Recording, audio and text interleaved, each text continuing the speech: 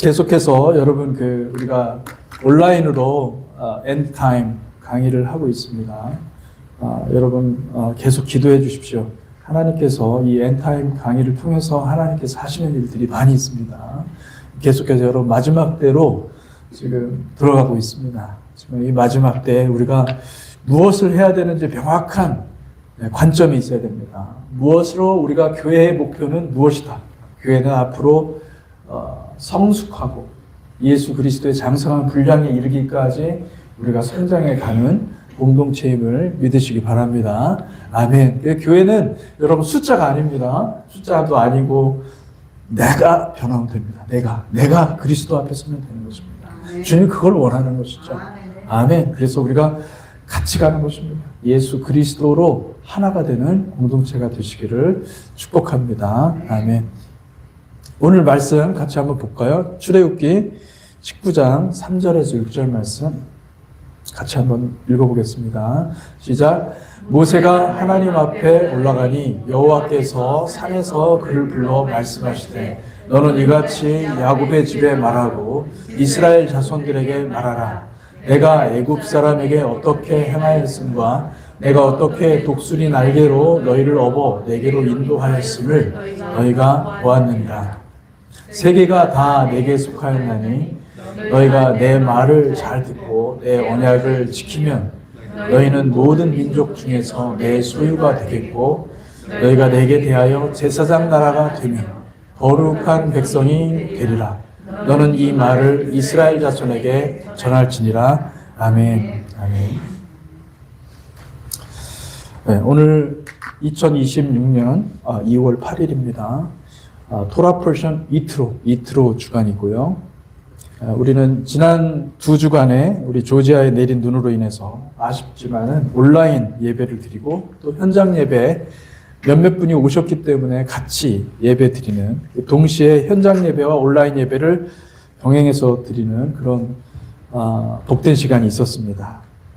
오늘 이렇게 여러분 건강한 모습으로 다시 뵙게 되니 너무 하나님께 감사드리고 또 여러분들 모두에게 서바이벌 해주셔서 감사드립니다.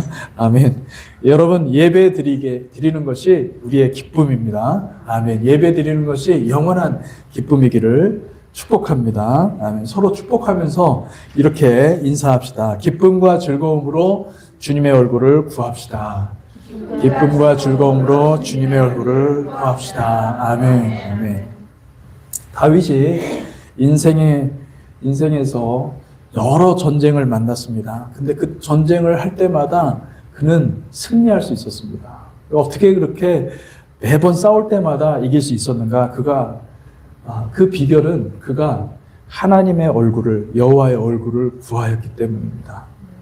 그는 여호와께서 나의 편에 서기를 원하지 않았습니다. 날마다 그의 마음은 그가 여호와의 편에 서서 여호와의 임재를 즐거워하는 것입니다.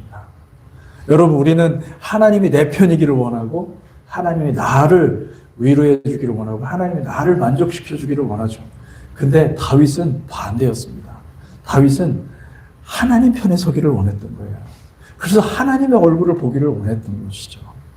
시편 16편 8절에서 11절에 다윗은 여호와의 임재를 기뻐합니다. 시편 16편 8절에서 11절 말씀입니다. 같이 한번 읽어보겠습니다. 시작. 내가 여호와를 항상 내 앞에 모시며 그가 나의 오른쪽에 계심으로 내가 흔들리지 아니하리로다. 이러므로 나의 마음이 기쁘고 나의 영도 즐거워하며 내 육체도 안전히 살리니 이는 주께서 내 영혼을 수월에 버리지 아니하시며 주의 거룩한 자를 멸망시키지 않을 하실 것입니다. 주께서 생명의 길을 내게 보이시리니 주의 앞에는 충만한 기쁨이 있고 주의 오른쪽에는 영원한 즐거움이 있나이다. 아멘. 사랑하는 성도 여러분, 여호와를 바라보는 기쁨과 즐거움으로 저와 여러분의 영혼이 성령 충만하기를 축복합니다. 아멘. 다윗이 기뻐한 것은 예배 중에 정말 놀라운 것을 보았기 때문이죠. 10절과 11절에 이런 얘기가 있습니다. 주께서 내 영혼을 수월에 버리지 아니하며 주의 거룩한 자를 멸망시키지 아니하실 것입니다. 주께서 생명의 길을 내게 보이시리니 주의 앞에는 충만한 기쁨이 있고 주의 오른쪽에는 영원한 즐거움이 있나이다. 예배 중에 여호와 하나님의 영광을 본 것입니다. 그래서 경건한 자들은 하나님께서 결코 수월에 버려두지 않을 거라는 것을 깨달았습니다. 다시 말하면 그들이 모두 다 우리는 죽음을 맞이합니다. 수월은 여러분 구약 성경에서 죽음이라고도 번역이 돼 있고 음부라고도 번역이 돼 있습니다. 그래서 누구나 다 사람들은 죽을 수밖에 없고 죽으면 다 음부로 갈 수밖에 없다는 거예요. 수월로 갈 수밖에 없다는 거예요. 그런데 그가 예배 중에 깨달은 것입니다. 주님이 원하시는 것은 수월에 가는 것이 아니라 그들을 살리시는 거구나. 여러분 구약 성경에 부활이 없다고 구약학자들이 많이 얘기를 하거든요. 다윗은 이미 부활을 보았던 것입니다. 다윗은 부활 생명을 예배 중에 바라볼 수 있었습니다. 다윗의 마음에 기쁨이 있었던 것은 다윗이 그걸 깨달은 거예요. 하나님을 바라보고 끝까지 신실하게 갔던 사람들을 하나님이 다시 살리신다는 것입니다. 할렐루야. 여러분, 험악한 세상을 살아가면서 우리에게 단 한 가지 기쁨과 소망이 있다면 우리가 영원한 생명을 얻는 것입니다. 아멘? 네, 그것 하나만 얻으면 되는 것이죠. 할렐루야. 우리가 원하는 게 뭐가 있겠어요? 이 세상에서 정말 성공하고 잘 살기에는 여러분 이미 늦으셨어요. 예. 나이도 너무 많이 먹었고 그리고 또 몸이 노쇠해가지고 몸이 안 따라줘. 여러분 우리가 바라야 될 것은 무엇입니까? 영원한 생명이에요.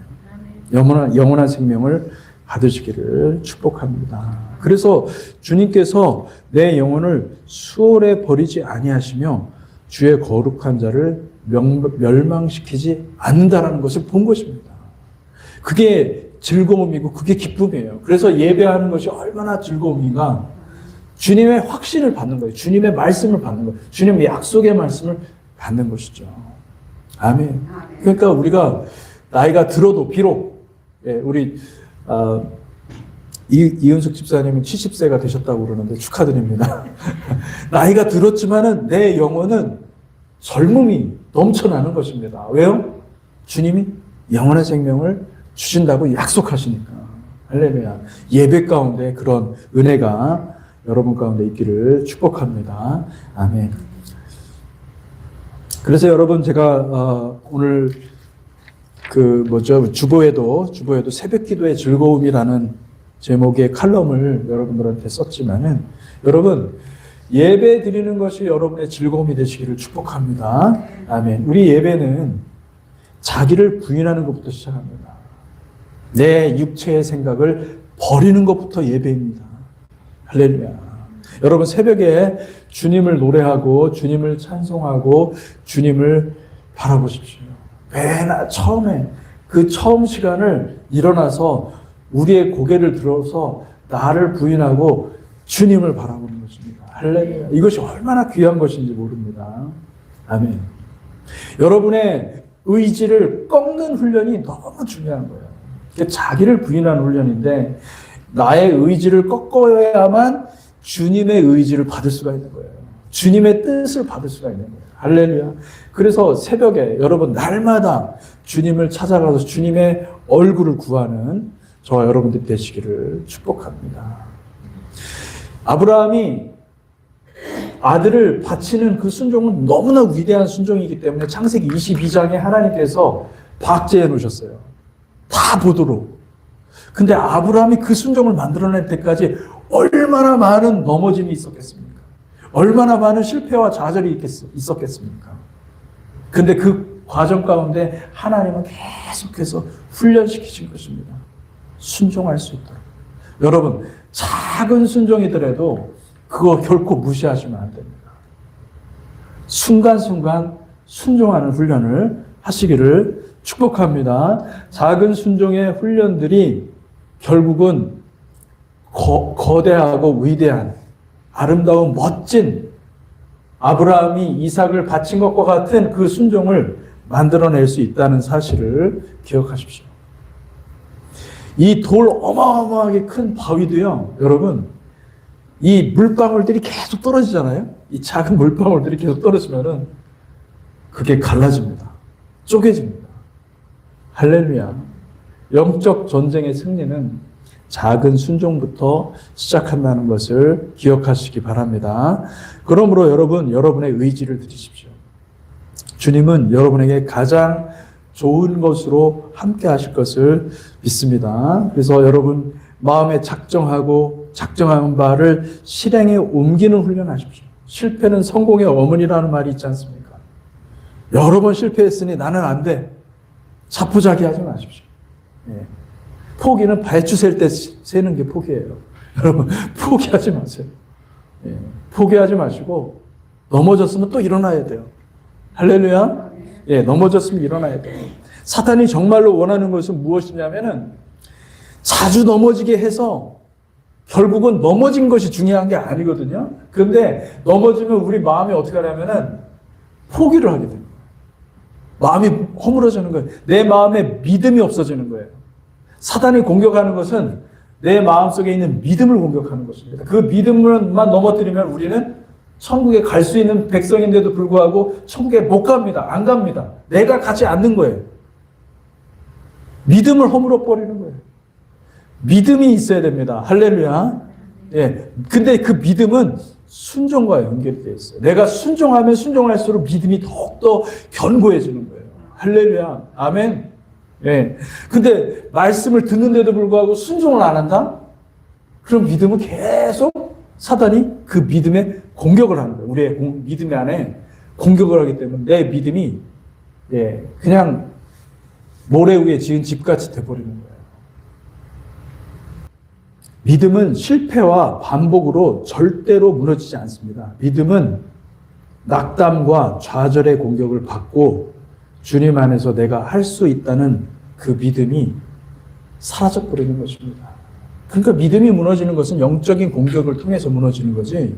내가 실패했다? 아니에요. 실패한 사람, 믿음이 있느냐 없느냐? 실패한 사람 보고 나면 그 사람이 실패하고 나서 어떤 태도와 어떤 마음으로 인생을 대하느냐 이거 보잖아요. 아, 이 사람 믿음이 있다. 믿음이 없다 이거 알 수 있는 거예요. 할렐루야. 여러분, 믿음을 회복하는 방법은 새벽에 하나님을 찾으시기를 축복합니다. 새벽에 하나님을 찾는 방법은 너무나 중요한 것입니다. 저는 종종 그런 생각을 합니다. 야, 나는 인생에서 새벽기도 없었으면 내 인생은 어떻게 됐을까? 뭐 까마득해져요. 야, 나는 진짜 믿음은 일찌감치 다 팔아먹고 정말 이상한 목사가 됐을 것이다. 그런 생각을 합니다. 새벽기도 나오는 게 쉽지 않습니다. 굉장히 어려운 일이죠. 예. 근데 우리 아버지께서 그냥 새벽기도를 그냥 뭐 뒤에다가 자전거 뒤에다가 꽁꽁 매가지고 넌 새벽기도 해야 돼 해가지고 끌고 간 것이 이렇게 새벽기도 여태까지 새벽기도 하게 됐는데 그 새벽기도가 없었으면 저는 제 인생에 아무것도 안 됐어요. 여러분, 기도가 나를 바꾸는 거지. 내가 기도한다고 해서 기도하려고 하는 그 노력이 나를 바꾸는 게 아니에요. 기도가 나를 바꾸는 거예요. 할렐루야. 기도 없는 인생은 여러분 순종도 할 수 없고 믿음의 길을 갈 수가 없어요. 기도가 믿음의 길이에요. 기도하는 거룩한 백성들 되시기를 축복합니다. 아멘. 오늘 읽은 말씀을 한번 봅시다. 이제 오늘 읽은 본문 말씀은 토라 포션 이트로의 말씀입니다. 이 토라 포션 이트로의 내용을 전부를 함께 살펴보려면 엄청난 많은 분량의 시간이 필요합니다. 그러나 저는 그동안 이 토라 포션 할 때마다 계속해서 제가 그런 얘기를 했지만은 전체 내용 중에서 가장 중요하다고 생각되는 일부를 취해서 여러분과 나누려고 하는 것이죠. 토라 포션은 여러분 1년만 하고 끝내는 게 아니에요. 토라 포션은 매년 주기적으로 계속해서 같은 본문, 그 동일한 본문 안에 핵심되는 하나님께서 우리를 이 토라 포션, 이 사이클을 돌리면서 우리를 만나주시는 거예요. 그래서 하나님 만나실 때 오늘은 이 말씀으로 또 다음 해에는 또 다른 말씀으로 말씀해 주시는 것을 믿으시기 바랍니다. 그래서 이 토라 포션을 알아간다는 것은 뭐냐면 주님과 함께 걸어가는 것입니다. 할렐루야. 주님과 함께 동행하는 것입니다. 주님과 함께 하락하는 것입니다. 아멘. 주님과 함께 걸어가는 것이죠. 인생을 나 혼자 살아가는 것이 아니라 주님의 인생을 살아가는 것입니다. 주님의 조언을 받고, 주님의 가이드를 받고 내 영혼에 내 마음밭을 기경하는 것이고, 에덴 동산을 어떻게 했습니까? 아담과 하와가 밭을 갈았거든요. 그죠? 마찬가지로 주님의 말씀으로 우리가 같이 동행하는 삶을 살아가는 거예요. 여러분, 여기에서 인생의 승리가 결정이 되고, 뭐 대단한 일을 한 것이 여러분 하나님 앞에 기억되는 게 아니에요. 주님이 우리와 함께 걸어가시고 주님이 말씀하시는 것을 내가 듣는 것이 가장 귀한 것임을 믿으시기 바랍니다. 듣고 순종하는 거룩한 백성도 되시기를 축복합니다. 아멘. 여러분 어떤 말씀을 듣든지 간에 들은 말씀을 내 것으로 소화시키는 것이 중요한데, 그러려면은 몇 가지 원칙을 지켜야 됩니다. 첫째로는 반드시 깊은 묵상을 통해서 내면에 확고한 진리로 새기고 결단과 각오와 헌신이 있어야 됩니다. 그러니까 말씀을 들을 때 우리는 결단과 각오와 헌신이 있어야 돼요. 말씀을 들을 때, 이 말씀이 옳다. 내 그 말씀으로 변화되어야 되겠다. 이런 결단과 각오와 헌신이 있기를 축복합니다. 둘째로 반드시 성도들과의 나눔을 통해서 그 받은 말씀으로 회개하고 고백하고 기도를 서로 부탁하는 일이 있어야 됩니다. 말씀을 되새김질하는 것은 나뿐만 아니라 다른 사람들에게도 필요한 것입니다. 나뿐만 아니라 다른 사람이 받은 은혜, 다른 사람이 받은 그 은혜들을 내가 인정하고 긍정해주고, 또 용서가 필요하면 용서를 해야 되고, 기도가 필요하면 기도도 같이 해줘야 되고, 이것이 메시아닉 라이프예요. 메시아닉 라이프는 여러분 공동생활이 없으면, 공동체의 커뮤니티가 없으면 만들어질 수가 없는 거예요. 할렐루야. 그래 여러분, 소그룹이 얼마나 중요한지 몰라요. 말씀을 마치고 그냥 집으로 가는 것이 아니라 우리는 그 받은 말씀을 가지고 한 번 더 씹어 먹는 것입니다. 한 번 더 나누는 것입니다. 아멘? 나누시기를 축복합니다. 셋째로 반드시 말씀을 통해서 받은 진리를 우리의 삶의 영역에서 적용하고 실천하고, 그리고 그 다음 주에 와서 내가 실천했는지 실천하지 못했는지, 내가 그 말씀을 가지고 정말로 내가 헌신과 결단을 했는데 그것을 정말 잘 했는지, 이해했는지 안 했는지, 만약에 이행하지 못한 것이 있다면 하나님께 다시 회개하고 다시 씻어내고, 말씀을 읽고 실천하고 말씀을 따라 살아가는 과정은요, 이 세 가지가 반드시 필요하고, 그 다음 마지막 네 번째, 말씀을 증거하는 사람들이 되시기를 축복합니다. 말씀을 증거하십시오. 사람들과 만나서 이야기할 때도 부정적인 이야기, 불평의 이야기, 원망과 불평이 나왔을 때는 여러분들이 딱 멈춰 쓰셔야 돼요. 진리로 조언하셔야 돼요.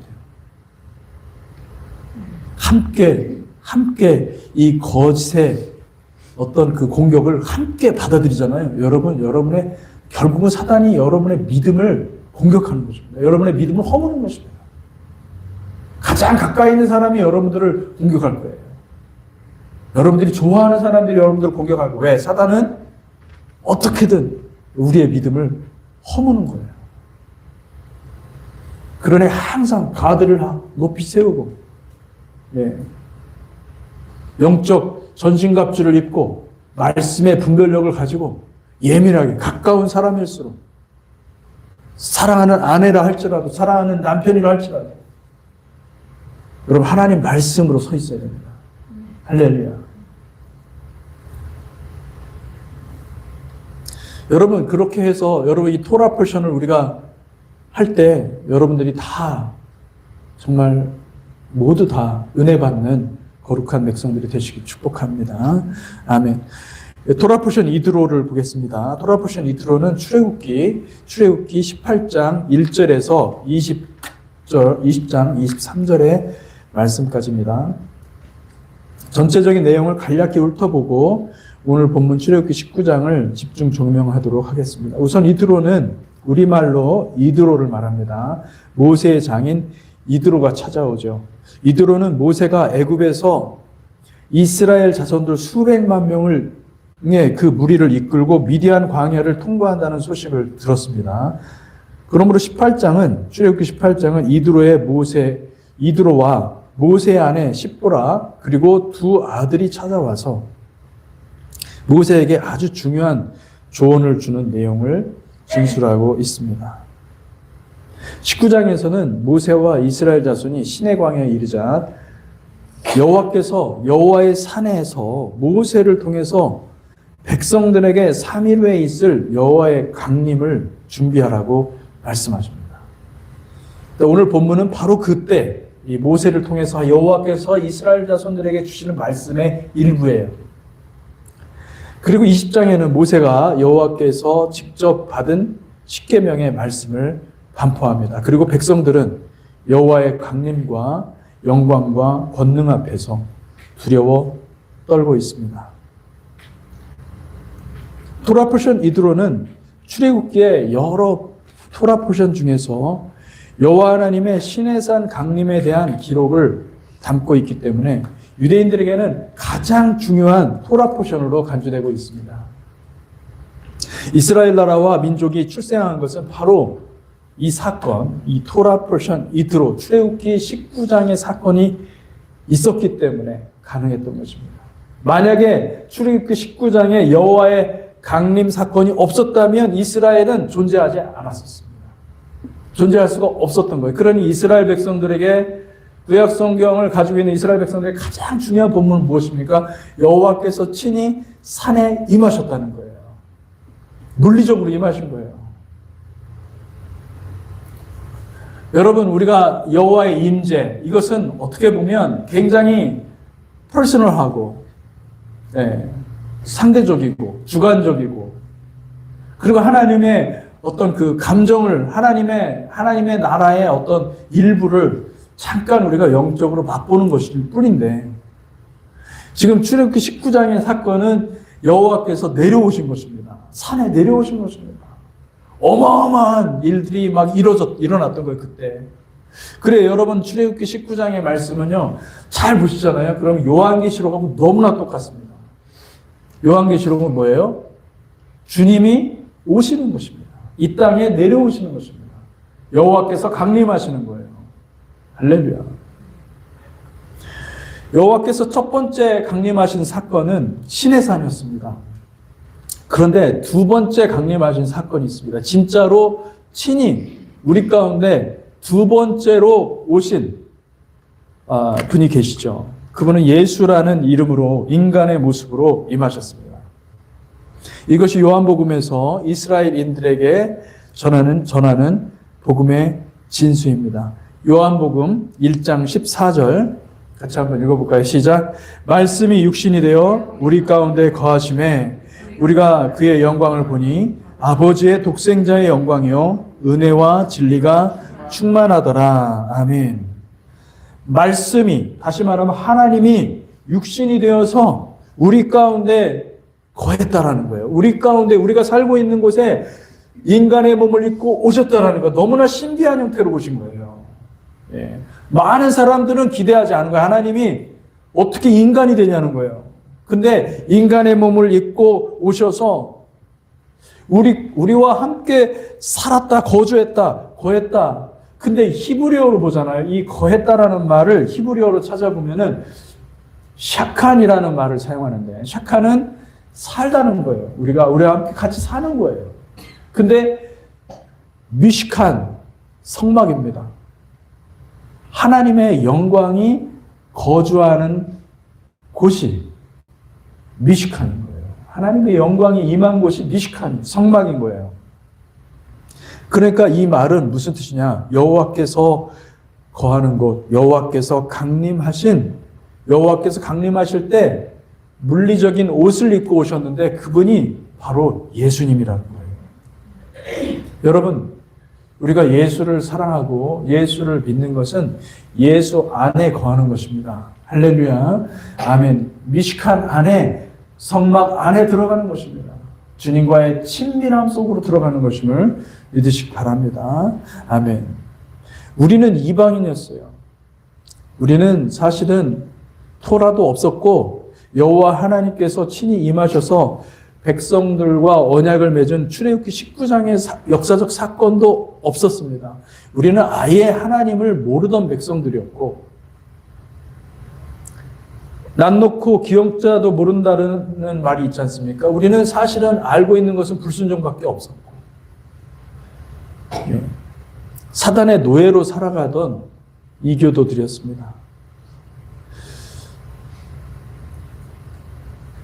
우리는 십자가의 진리에 대해서 전혀 알지 못하던 자들이었는데 우리 주님께서 우리에게 은혜를 베푸신 것이죠. 에베소서 2장 14절에서 18절 말씀입니다. 같이 한번 읽어보겠습니다. 시작. 그는 우리의 화평이신지라 둘로 하나를 만드사 원수된 것 곧 중간에 막힌 담을 자기 육체로 하시고 법조문으로 된 계명의 율법을 폐하셨으니 이는 이 둘로 자기 안에서 한 새 사람을 지어 화평하게 하시고 또 십자가로 이 둘을 한 몸으로 하나님과 화목하게 하려 하심이라. 원수된 것을 십자가로 소멸하시고 또 오셔서 먼 데에 있는 너희에게 평안을 전하시고 가까운 데에 있는 자들에게 평안을 전하셨으니 이는 그로 말미암아 우리 둘이 한 성령 안에서 아버지께 나아감을 얻게 하려 하십니다. 아멘. 여러분, 주님은 주님의 육체를 십자가에 달아서 우리와 하나님을 화해시키신 하나님이십니다. 당시 유대인들은 자기들이 토라를 가지고 있고 자기들에게 성전이 있다고 해서 하나님의 택한 백성으로, 하나님께서 구원은 다른 당상으로 생각하는 하나님의 택한 백성으로 삼고 있었어요. 생각하고 있었어요. 그 장벽이 너무나 커서 유대인들은 비유대인들, 다시 말하면 이방인들을 아주 개나 돼지 취급했습니다. 근데 주님께서 이 땅에 오셔서 율법으로 아니라,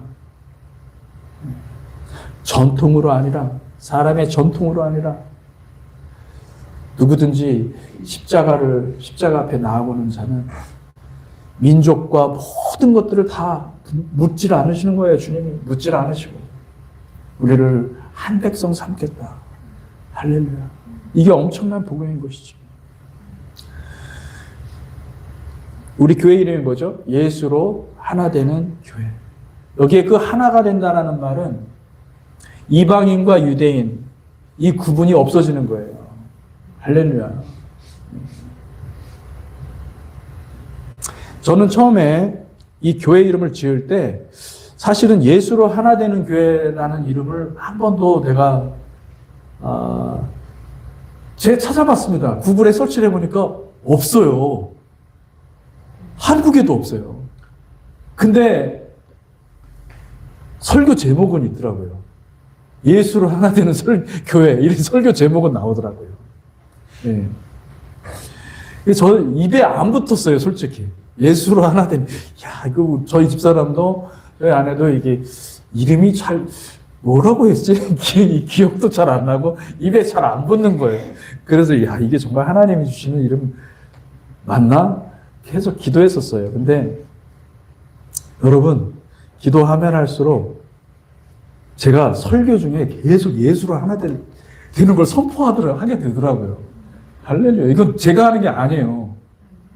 할렐루야. 이건 그래서 제가 확신하게 됐습니다. 아, 주님이 특별한 이름을 주셨구나. 우리 교회에 딱 맞는 이름을 주셨구나. 여러분, 우리 교회의 정체성은요, 예수로 하나 되는 거죠. 할렐루야. 예수로 한 몸이 되시기를 축복합니다. 예수 하나면 충분한 교회가 되시기를 축복합니다. 나는 내 신앙에 있어서 예수 하나면 충분하다. 아멘. 아멘. 아멘. 예수 그리스도로 충만한 교회가 되시기를 축복합니다. 예수 외에는 다른 것을 구하지 않는 교회가 되시기를 축복합니다. 세상의 다른 이데올로기가 결코 침범에 들어올 수 없는 교회, 오직 예수로 무장하는 교회 공동체가 되기를 주님의 이름으로 축복합니다. 아멘. 그래서 두 번째 강림은 우리 주님께서 여호와께서 두 번째로 강림하신 것은 예수 그리스도의 몸으로 성육신 하심으로 그분이 몸을 입고 오셔서 십자가에 달려 죽으심으로 완성하셨어요. 네, 주님께서 십자가에서 다 이루셨다고 그랬잖아요. 그죠? 예, 완성하셨어요. 그러면 이제 마지막 때 주님께서 다시 한번 오신다고 얘기하시는 거예요. 예, 우리는 지금 두 번째 강림까지 다 끝났어요.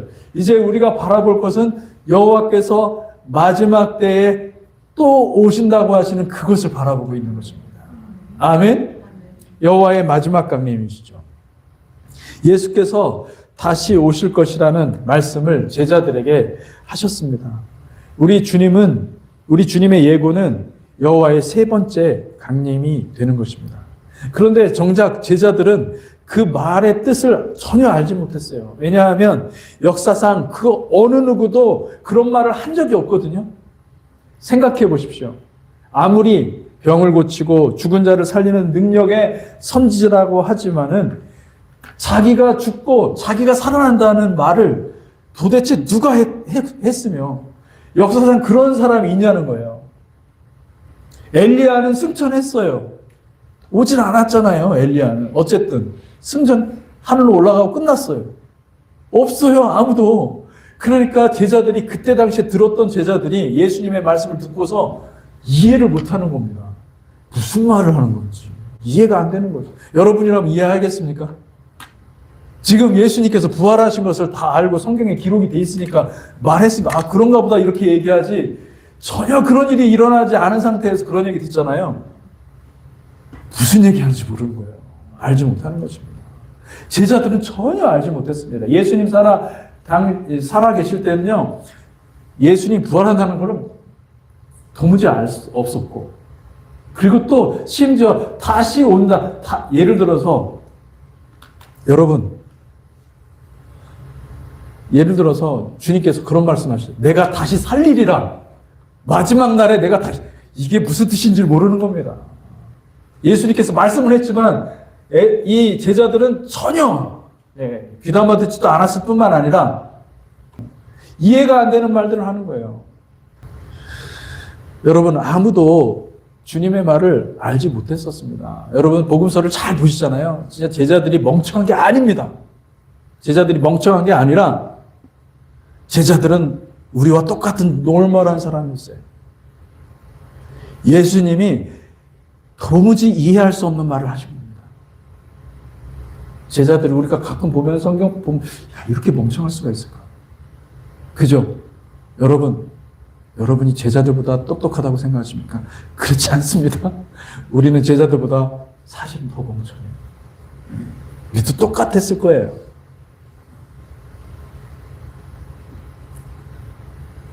그러나 주님께서 하신 모든 말씀이 다 이루어지고 정말로 십자가에 죽었다가 3일 만에 살아나셔서 무덤에서 주님의 시신을 발견하지 못하고 그 부활을 목격한 증인들이 증언하기 시작하자 그제서야 제자들은 주님이 십자가 사건 이전에 하셨던 모든 말씀들을 복귀하기 시작한 거예요. 야, 이게 주님이 그때 하신 말씀이 이 말씀이었구나 깨닫게 되는 거죠.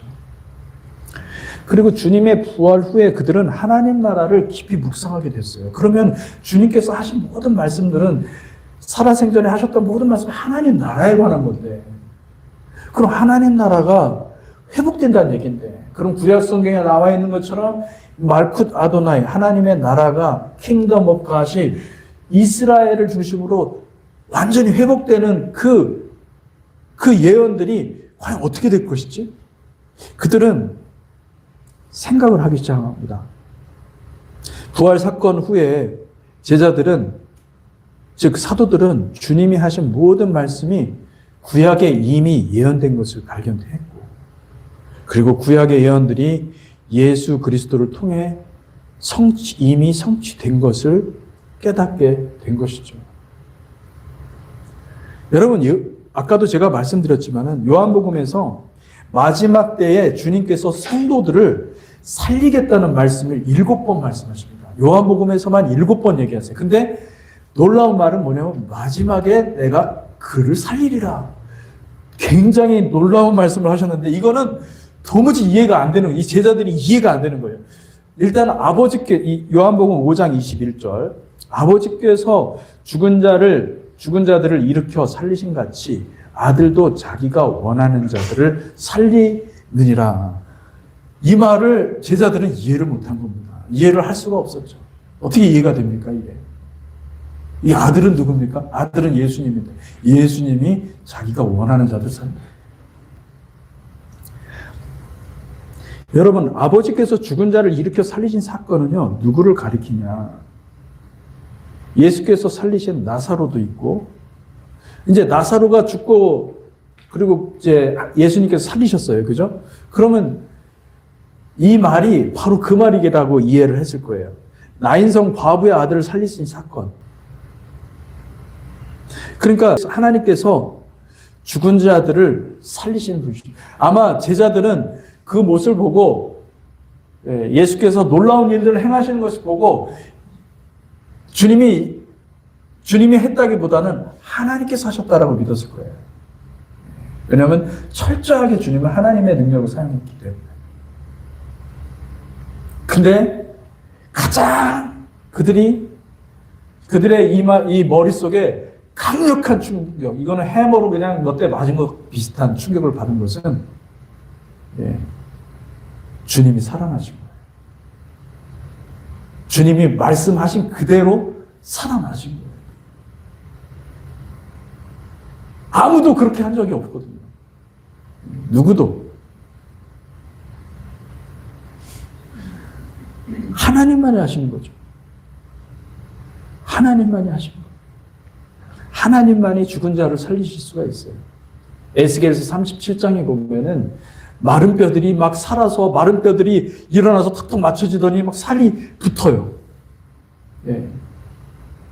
살이 붙어가지고 거룩한 군대가 돼요. 이거 뭐 하는 것이, 누가 하는 겁니까? 하나님이 하시는 거예요. 성령님이 하시는 거예요. 성령님께서 하시는 일이에요.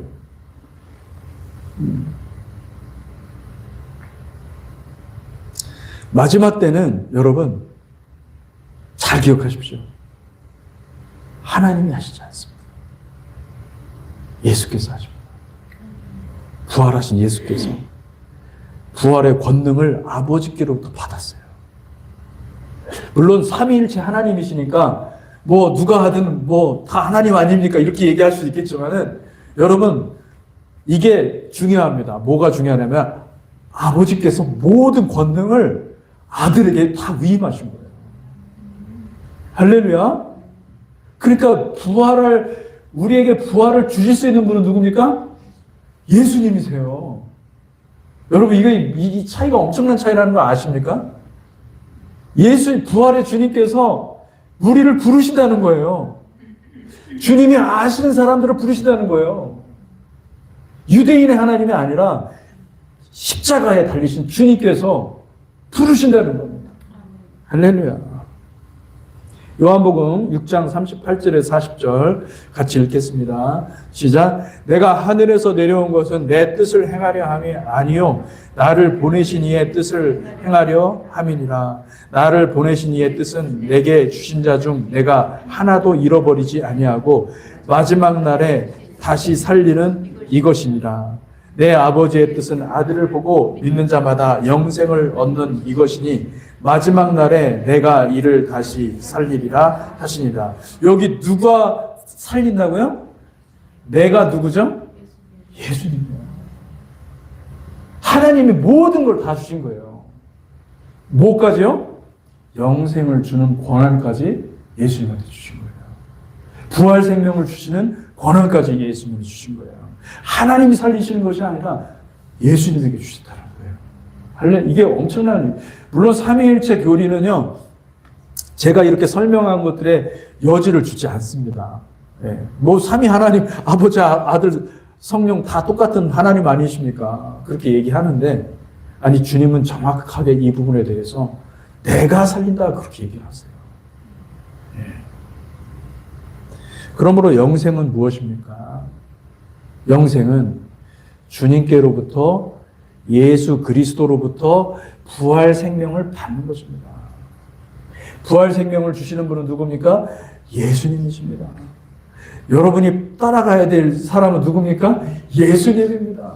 여러분이 연합해야 될 사람은 누구죠? 예수님. 그분 한 분만 연합하면 되는 거고, 그분 한 분만 따라가면 되는 것입니다. 그분이 내 이름을 알아야 돼요. 그분이 나를 알아야 돼요. 그러려면 어떻게 돼요? 부지런히 찾아가야 돼요, 여러분. 기도하셔야 돼요, 여러분. 예. 목사가 기도하라고 그렇게 해서 하는 기도 말고, 이거는 당연히 여러분 누가 뭐 호흡하는 걸 가르쳐 줍니까? 태어나자마자 호흡하지 않습니까? 똑같은 거예요.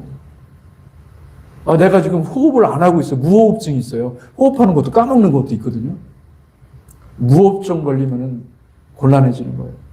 예. 여러분, 호흡하고 계십니까? 주님과 함께 동행하고 계십니까? 주님이 보시는 거예요. 주님이 보시는 거예요.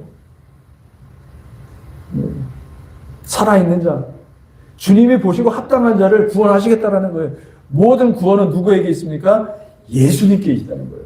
생명은 누구한테 있습니까? 예수님에게 있다는 거예요. 부활 생명은 누가 주십니까? 예수님이 주신다는 거예요.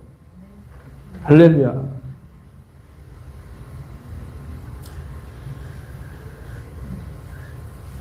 여러분, 내가 예수를 믿으니까, 내가 성령의 권능으로 위대한 일들을 하니까, 내가 교회를 여러 개 개척했으니까, 여러분, 내가가 아니에요. 속지 마셔야 돼요, 여러분. 내가 뭔가를 한 것이 사람들에게 인정받기 시작하고, 사람들에게 자랑이 되기 시작하면 나도 모르게 영적인 자만이 들어오게 되기 때문에, 여러분, 교만한 자를 하나님이 물리치세요.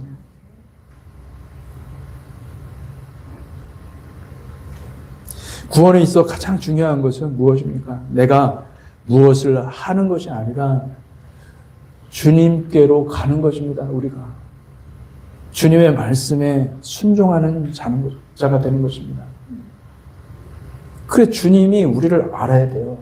주님이 원하는 자에게 주님께서 부활 생명을 주신다는 사실을 기억하시기 바랍니다. 아멘. 여호와께서 세 번째 강림하시고 그리고 이스라엘을 회복하십니다. 예수께서는 부활하시고 승천하시면서 놀라운 말씀을 하십니다. 제자들이 예수께 이렇게 여쭙습니다. 사도행전 1장 6절에서 8절, 그들이 모였을 때 예수께 여쭈어 이르되 주께서 이스라엘 나라를 회복하심이 이때니까 하니, 이르시되 때와 시기는 아버지께서 자기의 권한에 두셨으니 너희가 알 바 아니요 오직 성령이 너희에게 임하시면 너희가 권능을 받고 예루살렘과 온 유대와 사마리아와 땅끝까지 이르러 내 증인이 되리라 하시니라. 이 말씀을 마치시고 그들이 보는데 올려져 가시니 구름이 그를 가려 보이지 않게 하더라. 아멘. 제자들이 나름 열심히 공부해서 내린 결론은, 그럼 하나님 나라는 어떻게 되냐는 거예요. 구약 성경에서 분명히 하나님 나라 회복이, 이스라엘을 중심으로 하나님 나라로 회복된다는 것이 다 예언되었는데, 아니 그러면 주님이 가시면 어떻게 돼? 그죠? 주님이, 그들은 부활하신 주님께서 이제 부활하셨으니, 이제 주님께서 부활하셨고 영원한 생명을 얻었으니 그 권세로, 그 권능으로 죽은 자들을 다 부활시켜가지고 당장 이스라엘을 회복할 거라고 기대했던 거예요. 그래서 이 질문을 한 겁니다. 예. 뭐라고요? 예. 주께서 이스라엘 나라를 회복하심이 이때니까, 이제 지금 주님께서 부활 생명을 얻으셨으니 이제 죽은 사람들 다 회복시키고, 거룩한 성도들을 다 부활시켜서 이제 짠 놀라운 하나님 나라를 만들 것입니다. 주님께서 뭐라고 말씀하십니까? 주님께서 때와 기한은 이건 아버지께서 하신다는 거예요. 아버지께서 그 권한을 자기 권한에 두셨으니 너희가 알 바 아니요. 말씀하십니다. 여러분, 때가 가까웠습니다. 주님이 임하실 것입니다. 우리는 이 정도까지밖에 말을 못하는 거예요. 정확한 때와 시기는 말할 수가 없죠. 그렇죠? 네. 그러나 우리가 알게 되는 것은 주님께서 예언한 모든 말씀들이 지금 다 성취되고 있고 다 이루어지고 있잖아요. 네. 그때 이루어지는 것이죠. 그때 놀라운 일이 이루어지는 거예요. 머지않아 여호와의 회복의 날이 임할 것입니다. 그날에는 오늘 읽은 출애굽기 19장의 약속의 말씀이 온전히 성취되는 것을 모두가 보게 될 것입니다. 19장 5절에서 6절 말씀입니다. 같이 읽어볼까요? 시작. 세계가 다 내게 속하였나니 너희가 내 말을 잘 듣고 내 언약을 지키면 너희는 모든 민족 중에서 내 소유가 되겠고 너희가 내게 대하여 제사장 나라가 되며 거룩한 백성이 되리라. 너는 이 말을 이스라엘 자손에게 전하리라. 아멘.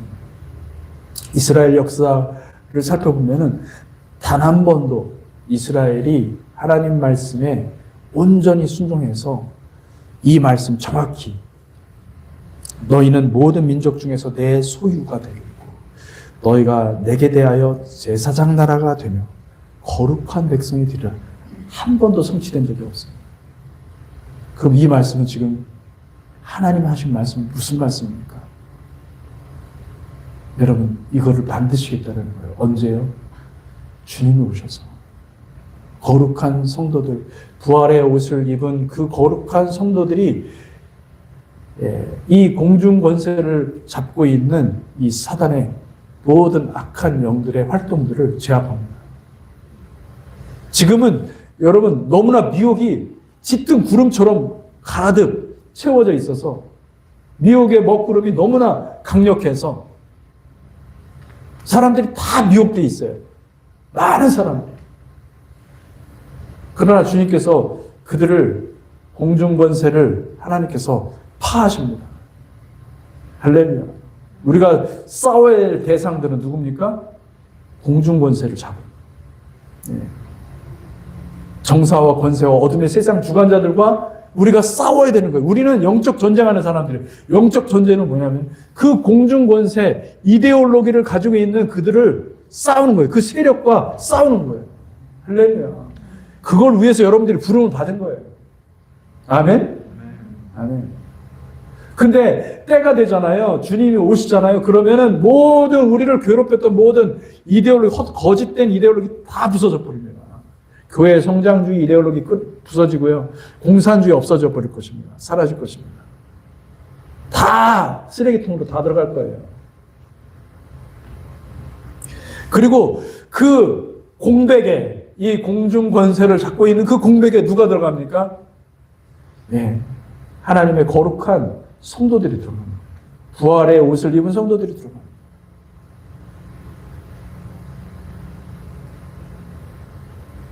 그래서 그들의 삶의 목표는 바뀔 겁니다. 천년왕국 이후에 천년왕국의 삶은요, 완전히 변화된 삶이 될 것입니다. 그들은 오직 목표가 순종입니다. 할렐루야. 순종입니다. 예수님과 닮아가는 것입니다. 예수님을 따르는 것입니다.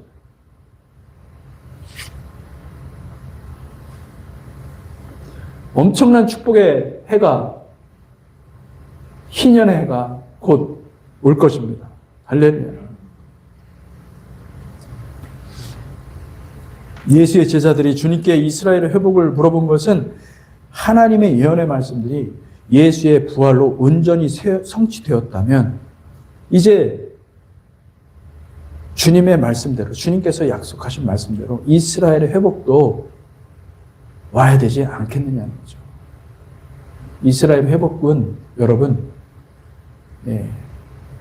주님이 임하시면, 주님이 강림하시면 이스라엘 회복이 임할 줄로 믿습니다.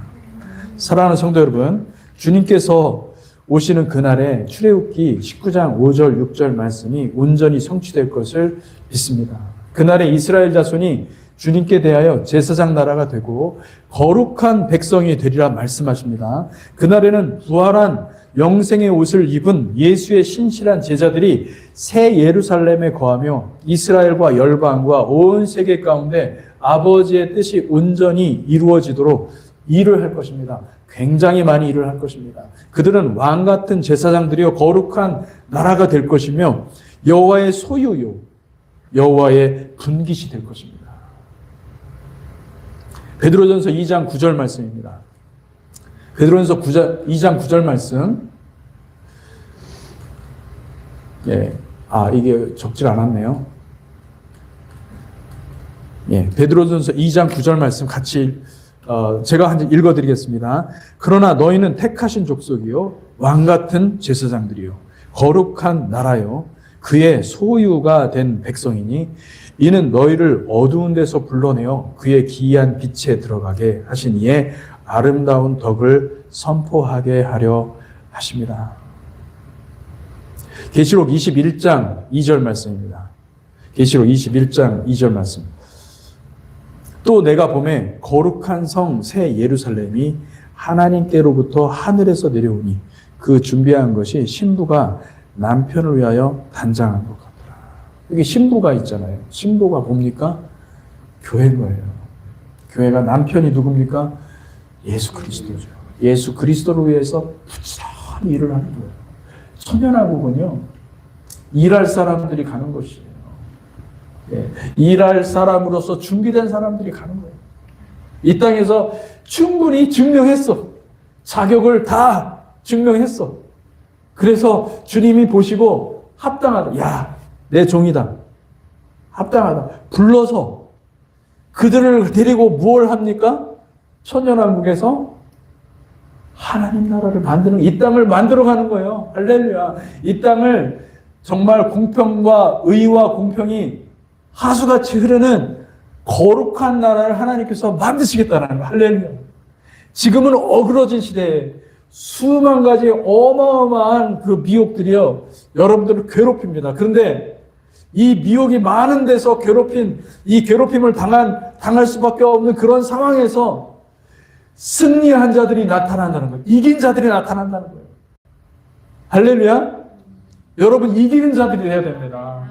환난을 당하나 내가 이기었다. 주님께서 말씀하셨잖아요. 그러면 주님과 연합하면 이기는 것입니다. 할렐루야.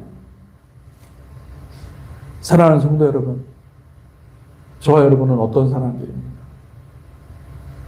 어린 양의 신부로 준비되시기를 주님의 이름으로 축원합니다. 기도하겠습니다. 하나님 아버지, 이 시간 주님께 간구합니다. 성령께서 사랑하는 죄 백성들에게 마음 가운데 오셔서 말씀을 풀어주시고 깨닫게 하시고 하나님 우리의 인생의 목표가 무엇인지 명확해지게 하여 주시고 하나님 우리가 주님께 헌신하게 하시고 주님께 달려갈 수 있게 하시고 하나님 우리를 주의 어린 양의 그 보혈로 씻어서 우리를 정결케 하시고 하나님 새롭게 하여 주시옵소서. 그리하여서 하나님 우리 모두가 주님의 나라 들어가게 하시고 주님의 택한 백성, 거룩한 주님의 소유가 되게 하시고 택하신 족속의 왕 같은 제사장들이 되게 하시고 거룩한 나라가 되게 하시고 하나님의 소유가 되게 하시고 하나님 그리하여서 하나님의 나라가 임하는 놀라운 역사가 주님 있게 하여 주시옵소서. 그 일을 위해서 우리가 부지런히 달려가게 하시고 뒤를 돌아보지 않게 하시고 쟁기를 들고 뒤를 돌아보는 자는 하나님 나라에 합당하지 않다고 하신 것을 기억하게 하시고 하나님 앞을 향해 전진할 수 있는 거룩한 백성 되게 하여 주시옵소서. 예수 그리스도 이름으로 기도하였습니다. 아멘. 아멘. 아멘. 오늘은